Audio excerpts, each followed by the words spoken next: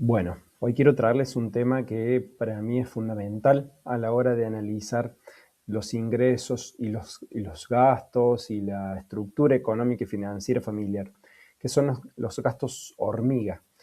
Este tipo de gastos se definen básicamente como desembolsos de pequeño monto que normalmente hacemos a diario y de forma automática y que en realidad son difíciles de recordar si no los registramos en el momento. Entonces, se los denomina hormiga porque son pequeñitos, pero que a lo largo del mes representan un monto elevado, ¿no? Un monto importante. Y ahí es donde empezamos a tomar conciencia de este tipo de gastos. Si lo sumamos al mes o al año, nos damos cuenta de que son una cantidad de dinero muy importante que reduce nuestra capacidad de ahorro, ¿sí? Por ahí son gastos de 3.000, 5.000 pesitos todos los días. Bueno, cuando sumamos 3 o 4 gastos por día y los mensualizamos, nos encontramos con un monto de 400, 500.000 pesos, que en muchos casos es la capacidad de ahorro total de una familia. Entonces, es muy importante prestarle atención a este tipo de gastos. ¿Qué características tienen los gastos hormiga? Primero, se producen regularmente, es decir, son gastos diarios o semanales, que los vemos recurrentemente. Son perfectamente eludibles, es decir, no son gastos esenciales que tengamos que tener en el mes. Entonces, se pueden eludir fácilmente, esa es la buena noticia, pero para eso hay que tenerlos presentes. Suelen hacerse de forma inconsciente y automática, justamente por esto, ¿no? Porque son de costo bajo, ¿sí? Entonces pensamos, no, este gasto no es relevante en mi estructura mensual. Claro, no es relevante si analizamos ese gasto, pero cuando vemos su recurrencia, sí es relevante porque a final del mes representan un monto muy importante. Pero al hacerlos nos generan esta trampa de sentir que, bueno, no es un gasto que me afecte, ¿sí? A mis finanzas. Y no suelen contabilizarse por esto, justamente, porque son gastos que se dan en momentos particulares del día, se dan en situaciones particulares de movimiento, de paso, y a veces no tenemos esa práctica de contabilizar ese tipo de gastos. Algunos ejemplos de gastos hormiga. Primero, un ejemplo muy claro es la compra del súper, ¿no? Cuando empezamos a comprar cosas que no necesitamos, empezamos a traer al carrito cosas que vemos y, ay, esto me gustó, esto no lo teníamos, esto. Y de alguna manera empezamos a sumar un montón de cosas a la compra planificada original.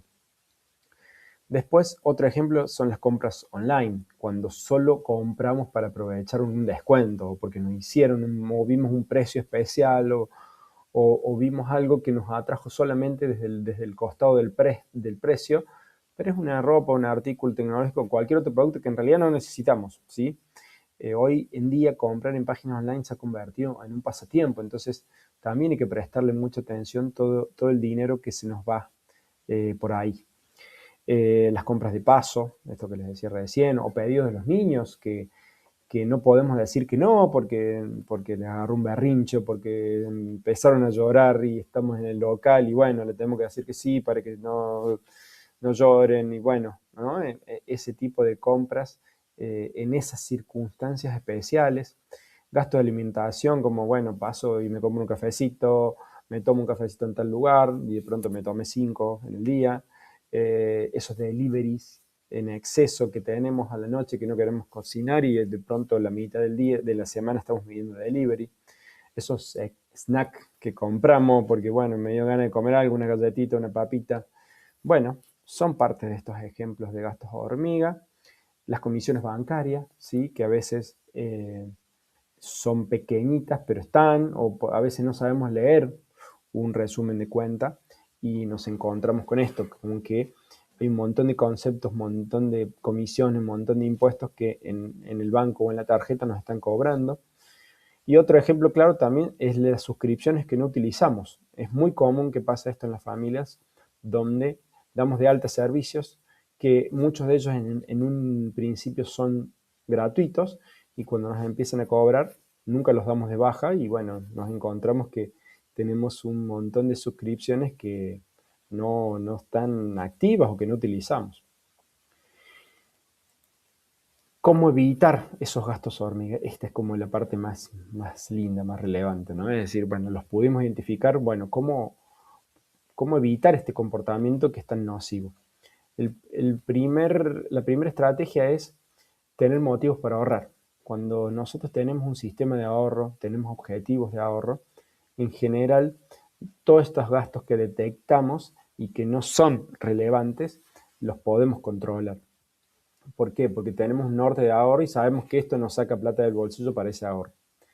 Registrar los gastos al momento de hacerlos, esto es clave, ¿sí? En una aplicación o en el WhatsApp o en la manera en que cada familia lo lleve, pero registrar los gastos en ese mismo momento nos va a permitir identificar, che, este gasto me va a afectar en la categoría tal, ¿no? Y de alguna manera, cuando lo sume a fin de mes, va a representar un concepto importante. Entonces ya empiezo a preguntarme si lo hago o no.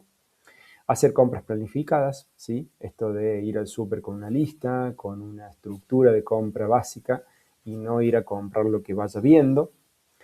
Identificar patrones de consumo y factores emocionales. Esto es muy importante porque muchas de esas compras que decíamos, sobre todo las online, o sobre todo esas compras que le hacemos a nuestros hijos para compensar algo, para compensar tiempo que no estuve, porque no le puedo decir que no. Bueno, todos esos comportamientos de compra está bueno identificarlos a la hora de analizar este tipo de gastos.